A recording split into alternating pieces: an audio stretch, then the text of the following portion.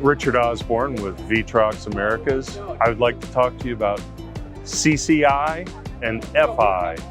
CCI is conformal coat inspection, where we can check for defects in such as voids, bubbles, foreign material, and other things undesirable on your board.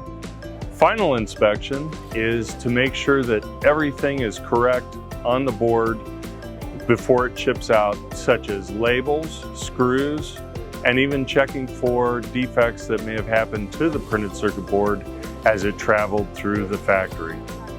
Thank you and have a great day. My name is Dave Vicari. I'm from Universal Instruments, and I'd like to describe to you one of our acronyms, which is called PEC, which is Pattern Error Correction. We use this to find out where the printed circuit board is in the placement machine so that we can apply the correct X, Y, and theta correction factors for successful placement.